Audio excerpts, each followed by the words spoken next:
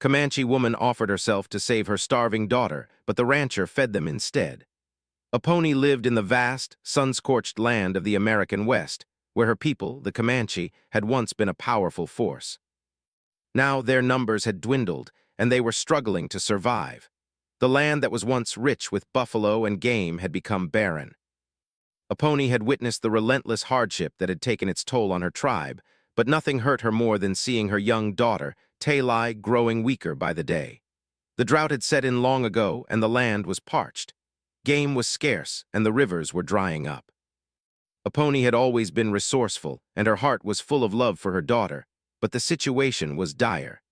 Talai's health had started to decline, and no matter how hard Aponi tried to feed her, the food they had left was not enough. The hunger gnawed at her stomach, but seeing Talai's frail body grow thinner each day was worse than anything she had experienced.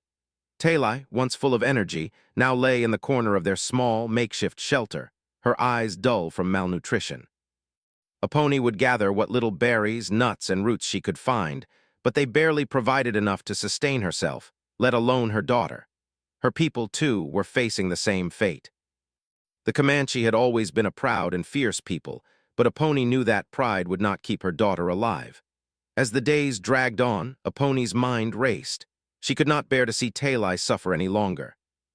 She loved her daughter more than life itself, and it tore her apart to watch her slowly fade away.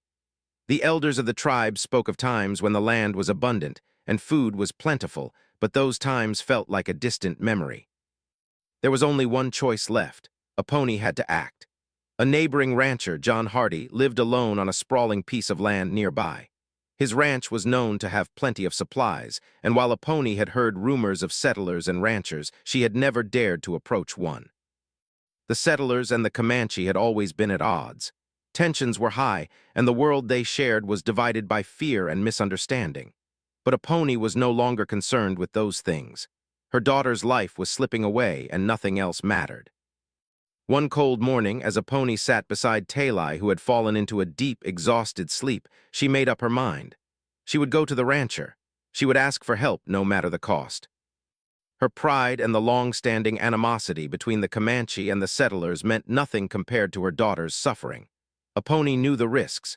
She knew that walking into a settler's camp could mean trouble.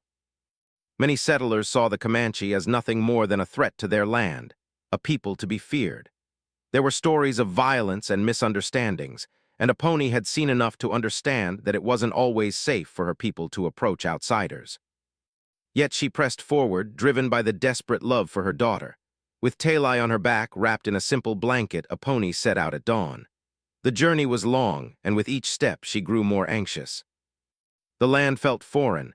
The vast fields that stretched in front of her were so different from the small, tight-knit camps she had known all her life. But the weight of Talai's frailty on her back was heavier than any fear she could feel. Hours later, as the sun climbed higher, Aponi arrived at the ranch. It was a small, neat place, with a large wooden house at the center. The smell of fresh hay and the distant sound of cattle made Aponi's stomach growl. Her mind swirled with uncertainty, but there was no turning back now. She approached the front of the house and stood there for a moment, gathering her courage. She could hear the sound of footsteps from inside, and then a man appeared at the door. He was tall, with broad shoulders and a weathered face. His clothes were simple, and his hands were calloused from years of hard work. He looked at her with a mixture of surprise and suspicion, his brow furrowing as he took in the sight of the stranger standing before him. Aponi didn't waste time with pleasantries. She looked him in the eye and spoke in the simplest way she could. "My daughter is starving," she said. "Please, I ask for your help. We need food." The rancher, John Hardy, stood still for a moment, his eyes scanning her and the small child she carried. His mind raced, and he wasn't sure how to react. He had heard of the Comanche, of course. He knew the stories of their raids, their fierceness in battle, and their resistance to the settlers. But this woman, standing in front of him, exhausted and desperate, was not the enemy he had imagined.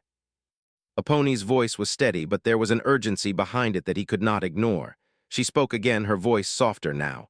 "I can trade. I will offer whatever I have. Just please help my daughter." John had seen hunger before, but never like this. He could see the desperation in her eyes, the hopelessness that radiated from her. He could see that this woman, this mother, would do anything for her child. But he was a man of principles, and he didn't know what to do. Offering food wasn't just about kindness, it was about survival. He didn't have much to spare himself. His ranch was small and his supplies were limited. But then he looked at Talai, who was barely awake, her face pale and sunken. Something in him shifted.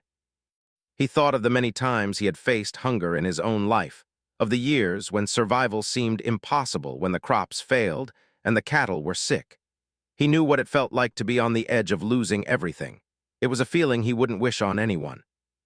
John hesitated for a moment longer, and then his shoulders relaxed. He motioned for a pony to follow him inside. He didn't speak much, but his actions spoke volumes.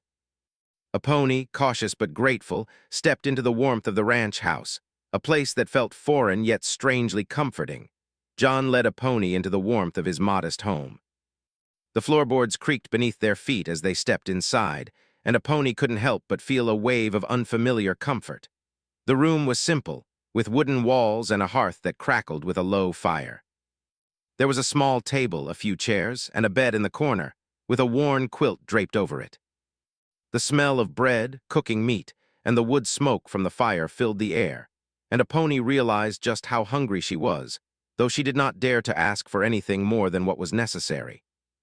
Talai, still weak and exhausted, was carefully placed on the chair near the fire.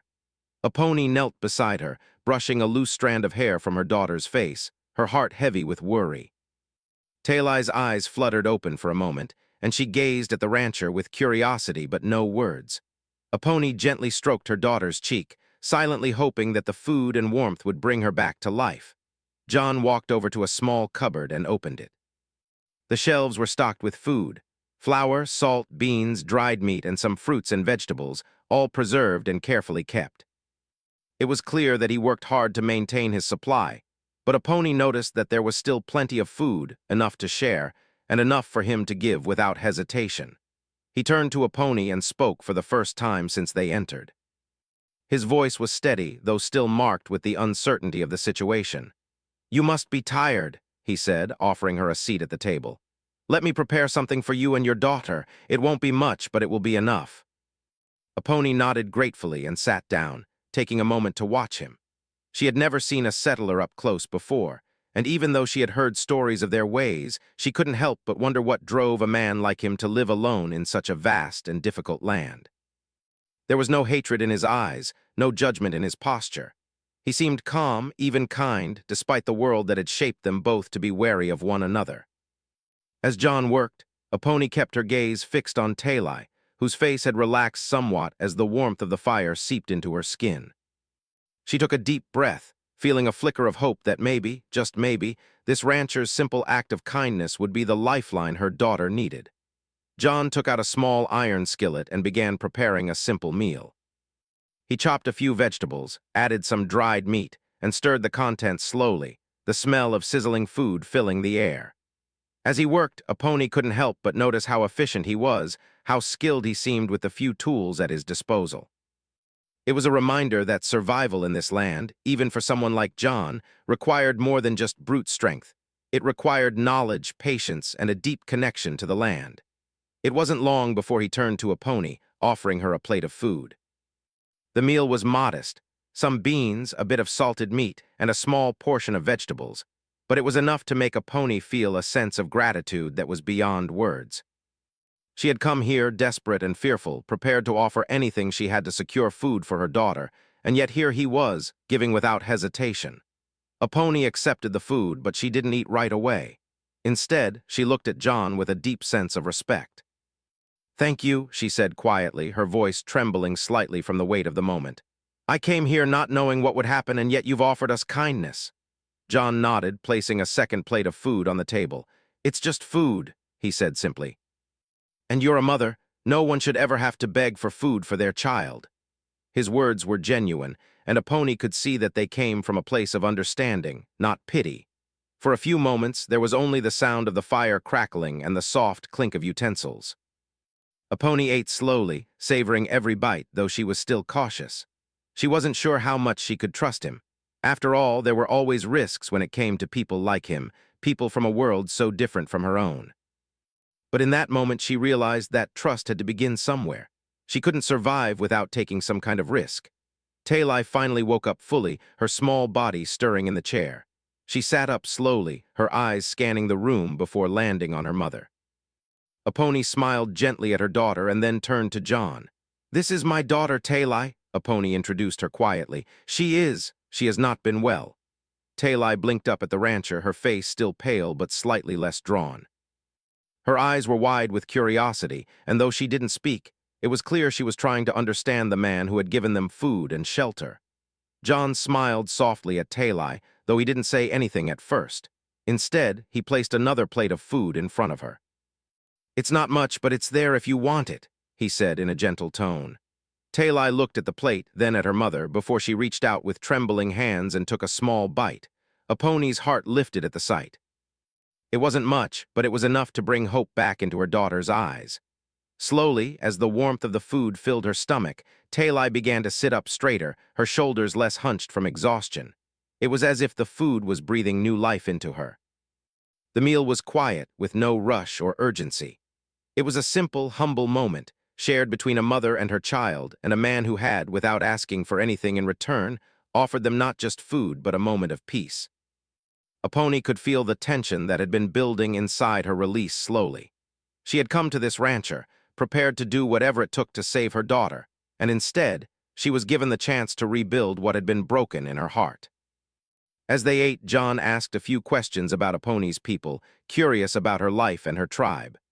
Aponi was hesitant at first, unsure of how much to reveal to someone she didn't know, but his kindness made her feel comfortable. She spoke of the Comanche way of life, their hunting and riding skills, and how they had once roamed the plains as a mighty tribe. She spoke of their struggles, of the battles they fought, and the lives they had lost, all the while with a sense of sadness but also pride in her voice. John listened intently, nodding as he absorbed her words.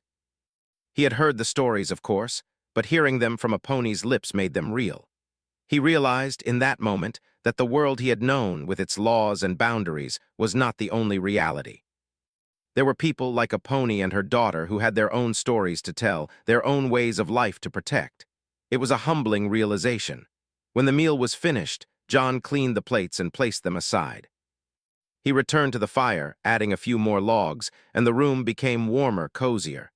Aponi felt a sense of peace she hadn't felt in days.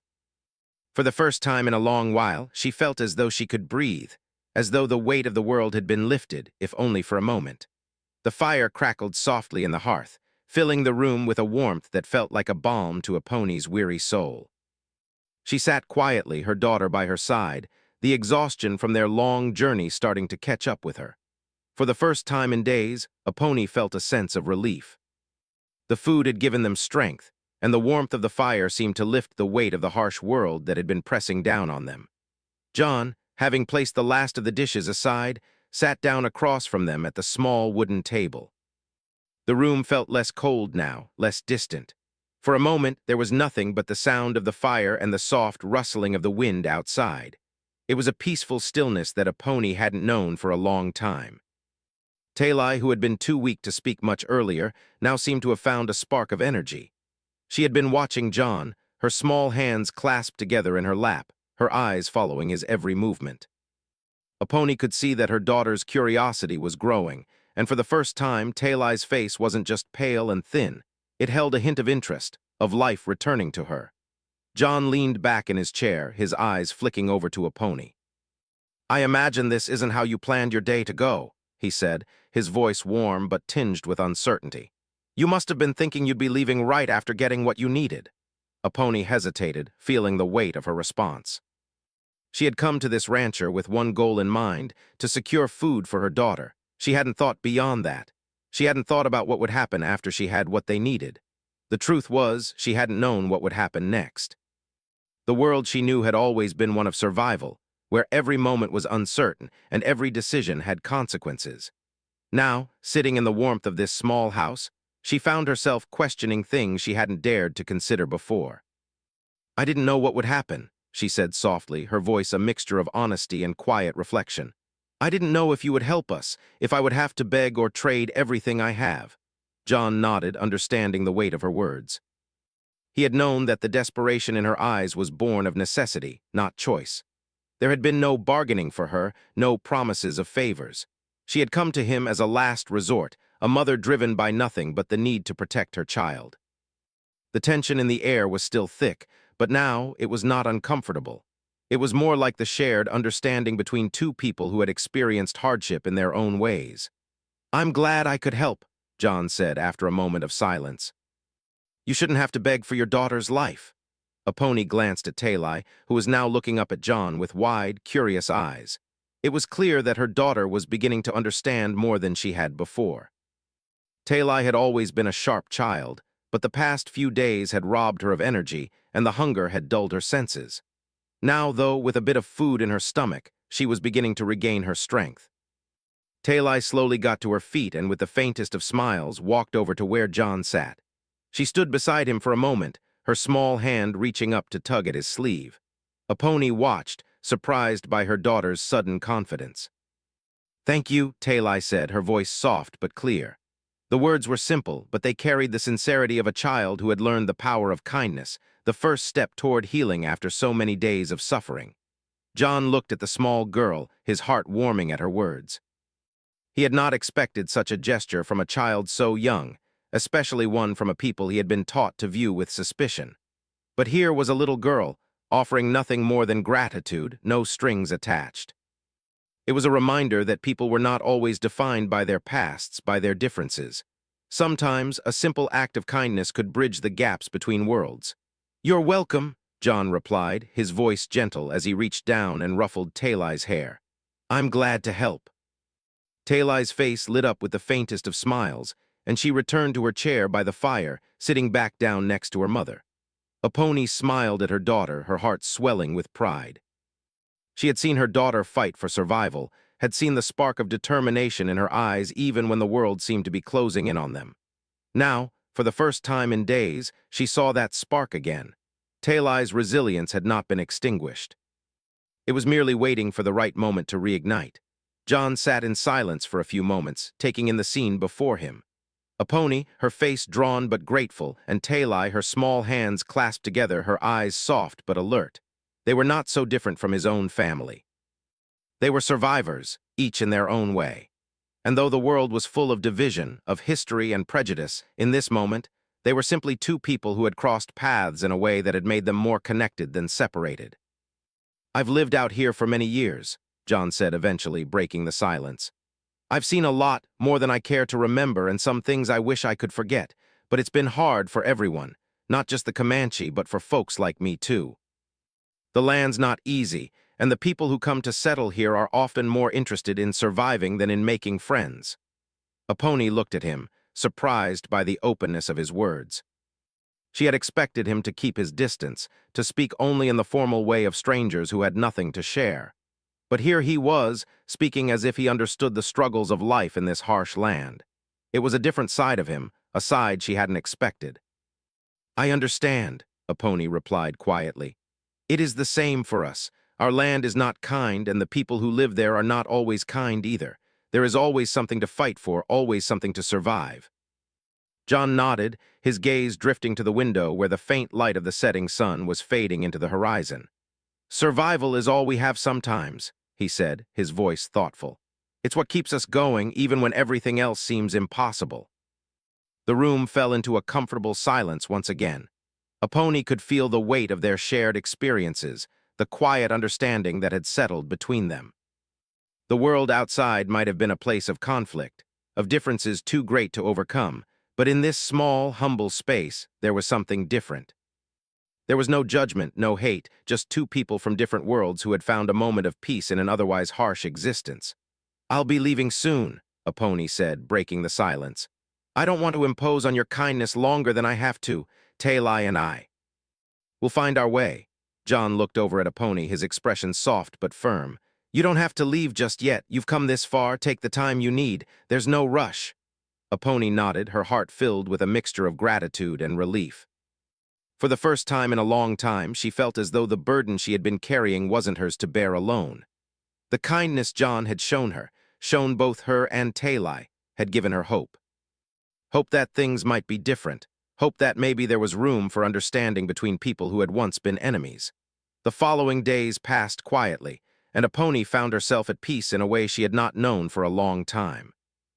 John's house, simple though it was, had become a place of respite.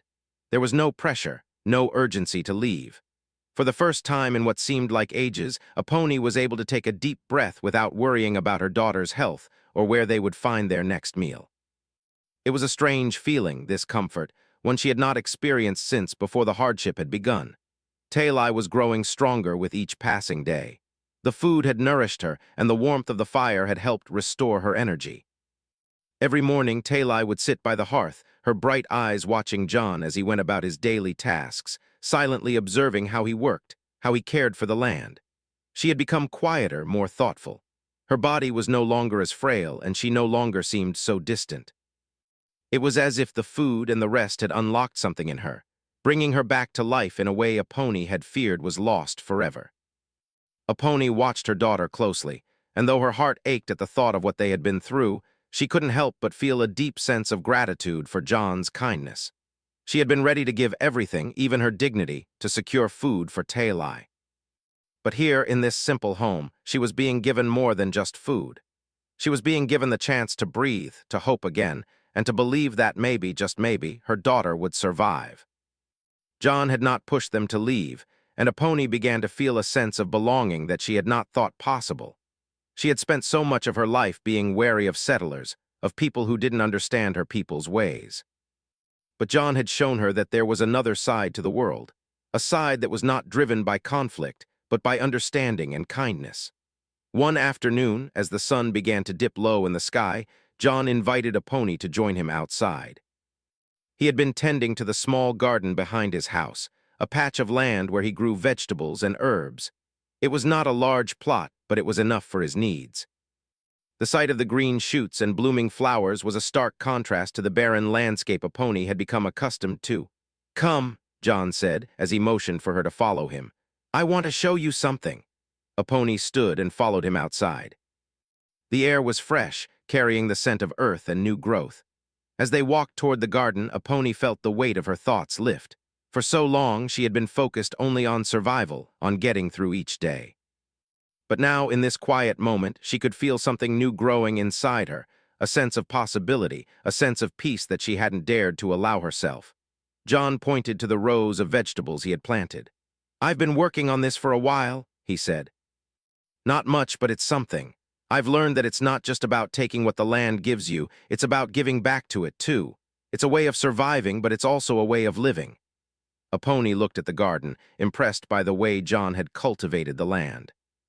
The green plants stood tall, their leaves stretching toward the sun, thriving in the soil that had once been so dry and barren. She could see the effort and care that had gone into this small plot, and it made her think about her own people, about how they had lived in harmony with the land for generations. "This is a beautiful garden," Aponi said quietly. "You've worked hard on it." John smiled, wiping his hands on his trousers. "It's not much, but it's something. I've learned that it's not just about what you can take, it's about what you give in return." Aponi nodded, her mind turning over his words. She had never thought of survival in such a way before.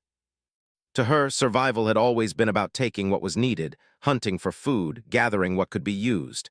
But here in this small garden, John was showing her a different way. He was giving back to the earth, nurturing it, helping it thrive. It was a lesson that Aponi realized she could carry with her, something that could change the way she thought about the world. "I think I understand," Aponi said softly. "It's not just about surviving, it's about living." John's eyes softened as he turned to look at her. "Exactly. We can't just take from the land and expect it to keep giving. We have to take care of it, too. It's the only way we'll continue to survive." Aponi stood there for a moment, taking in the beauty of the garden and the simplicity of John's words. For the first time in what seemed like forever, she felt a sense of calm wash over her. The world was still harsh, still unforgiving, but in this small corner of it, there was peace. There was something to hold on to, something to believe in. As they stood together, watching the sun dip lower in the sky, Aponi couldn't help but think about her people, about how they had always lived with the land, moving with the seasons, following the animals and the rhythms of nature. They had always known that survival was not just about taking, it was about respect, about balance. And now, in this moment, she understood that better than she ever had before. "Thank you," Aponi said quietly, her voice filled with gratitude. "Thank you for showing me this." John glanced at her, his expression gentle. "It's the least I could do. You've had a hard journey, and I've seen how strong you are. You and your daughter deserve peace." Aponi smiled, though her heart was heavy with the knowledge that their time here would not last forever. She couldn't stay with John forever. She had to return to her people to continue the fight for survival. But as she stood there watching the last light of the day fade, she knew that the lessons she had learned here, about survival, about living, about giving back, would stay with her. She didn't have all the answers and the future was still uncertain, but for the first time in a long time, Aponi felt hopeful. There was a way forward, a way to survive that wasn't just about fighting or taking. There was a way to live in harmony with the world around her, to work with the land, to give back to it as it had given to her. And for that, she was deeply grateful. As the night settled in and the stars began to appear in the sky, Aponi and John stood together in silence, knowing that they had shared something important, something that went beyond survival. They had shared a moment of understanding, of respect, and of hope. And in that quiet moment, Aponi knew that no matter what the future held, she would carry this lesson with her, this understanding of how to live, not just survive. It was a gift that she would pass on to her daughter, a gift that would live on long after this moment had passed. The days continued to pass, and with each new dawn, Aponi felt a strange sense of calm settle into her heart. The sun rose higher each morning, bringing with it a new chance to gather strength, to reflect, and to be grateful for the unexpected kindness that had found them. She had come to John's house with nothing but a desperate need for help, but what she found there was something far more valuable: peace, understanding, and the time to heal. Aponi had always been strong, a leader within her tribe, always taking charge, always ensuring the survival of her people. But here, in this small corner of the world, she could finally allow herself to breathe. The weight she had carried for so long, the constant fear of survival and the daily struggle to protect Talai, seemed a little lighter now. It wasn't gone, but for the first time in a long time, it didn't feel impossible to bear. Talai, too, was changing. Aponi watched as her daughter began to regain her strength, slowly but surely. At first, Talai had been so weak, her body barely able to carry her from one place to another. But now, each day brought new energy.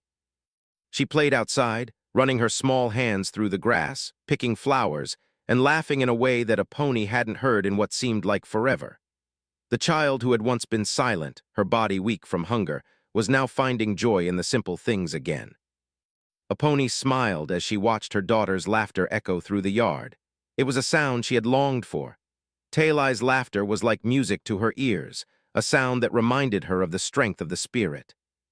She knew that no matter how much they had suffered, they had the power to rise again, to rebuild.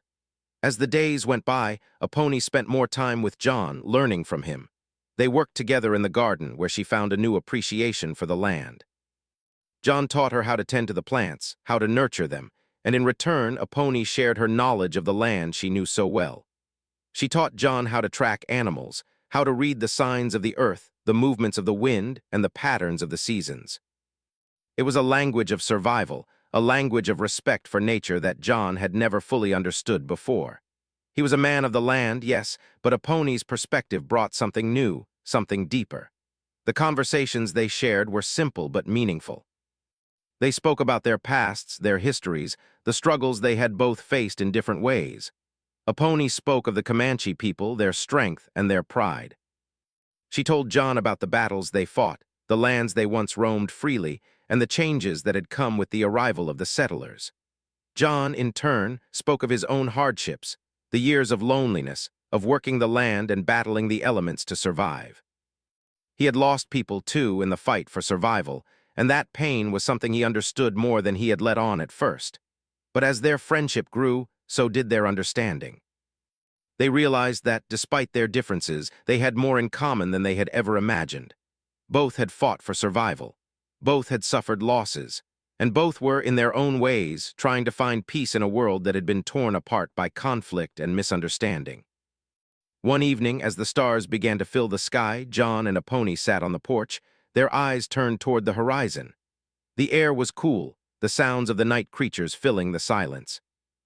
A pony could hear the wind rustling through the trees, and for a moment everything felt still as though the world itself was holding its breath.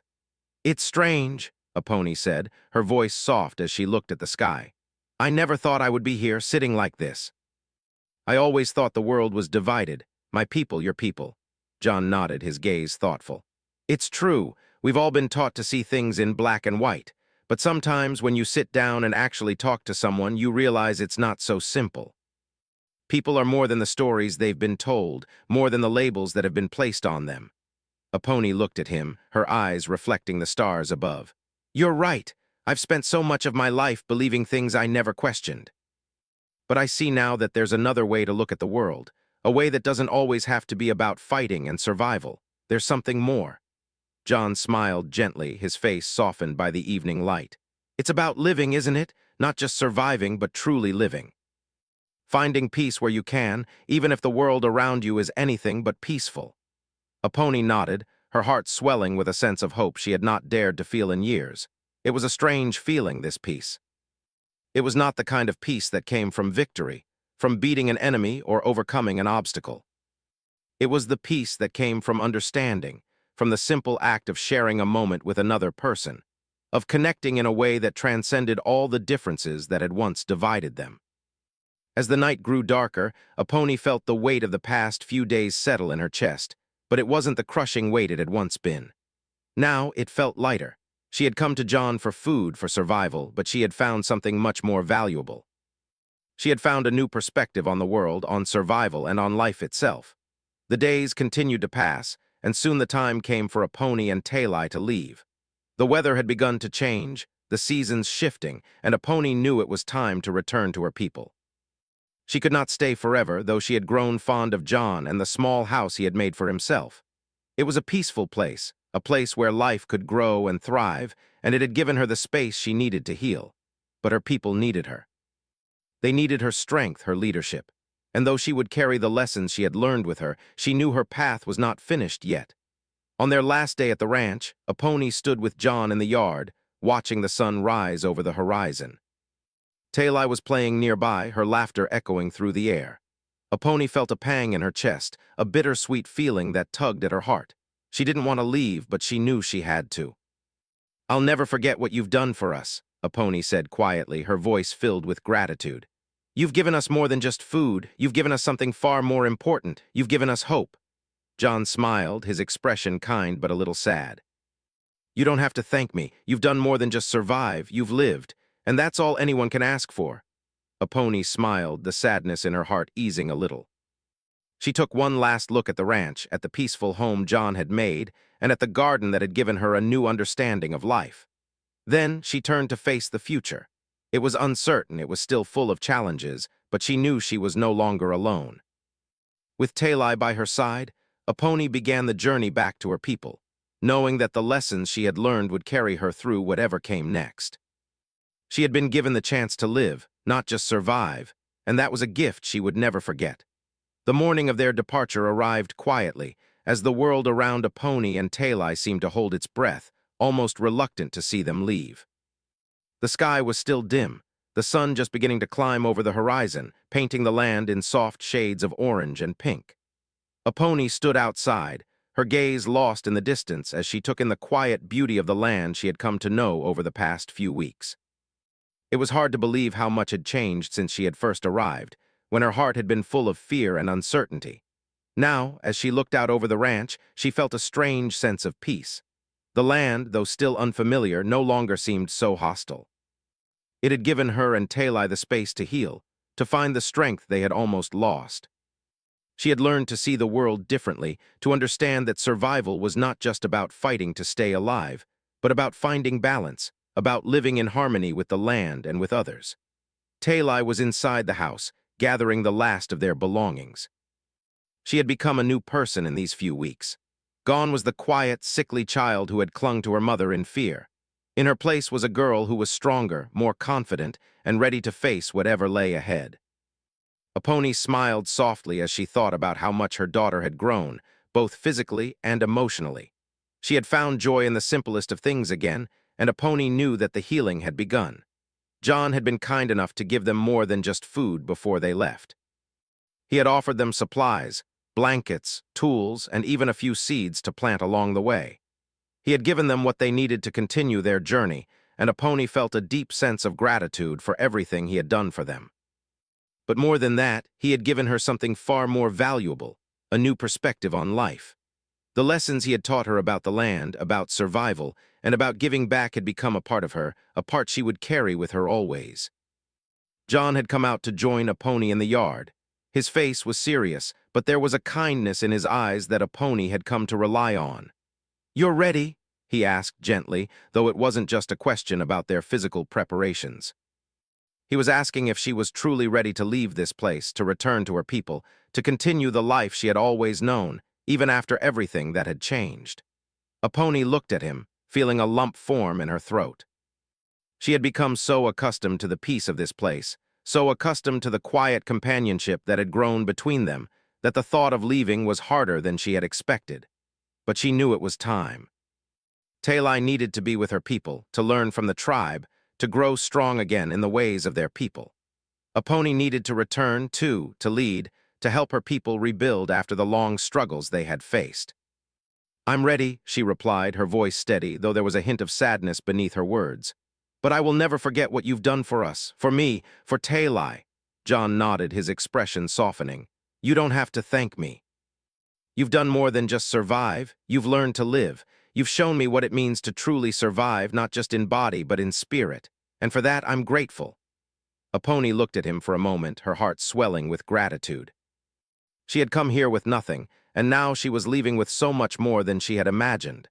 She had found hope, she had found peace, and she had found a way forward, something she had feared might never come again. She had found a friend in John, and that was something that neither the hardships of the past nor the uncertainties of the future could take away from her. Talai came out from the house then, carrying a small bundle in her arms. She had wrapped it carefully in a piece of cloth, and Aponi could see the small smile on her face. She was no longer the weak, silent child who had arrived here weeks ago. She was stronger now, her body healing, her heart open to the world once again. "I'm ready, Mama," Talai said, her voice bright with newfound strength. "I packed everything." Aponi smiled at her daughter, a warm feeling blooming in her chest. It was the first time in a long while that she had seen Talai so confident, so sure of herself. "Good," Aponi said, her voice soft. "We're ready then." John gave them one last smile, a smile filled with understanding. He knew they had to leave, but he also knew that their paths would remain connected. Even if they were far apart, their journey had intertwined for a brief moment, and that was something neither of them would forget. "Good luck," he said simply, his voice quiet but sincere. "I hope you find the peace you deserve." Aponi nodded, her throat tight. "Thank you, John. For everything, I hope you find peace too." With that, Aponi and Talai began their journey back, leaving the small house behind them. The road ahead was uncertain, but for the first time, Aponi felt a sense of calm about it. She didn't know what the future would bring, but she knew that they had the strength to face it. They had learned that survival was not just about fighting and surviving.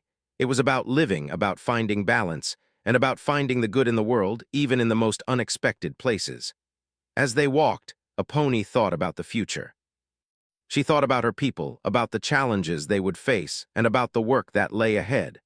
But she also thought about the lessons she had learned here, the importance of peace, of giving back to the land, and of living with kindness and understanding. She would take those lessons with her, and she would teach them to Talai just as she had been taught by John. The land was vast, and the journey was long, but Aponi felt ready for whatever lay ahead. She had hope now, hope that she hadn't had before, hope for her people. Hope for her daughter, hope for the future. And as the sun rose higher in the sky, casting its golden light across the world around them, Aponi and Talai walked forward, ready to face whatever came next together.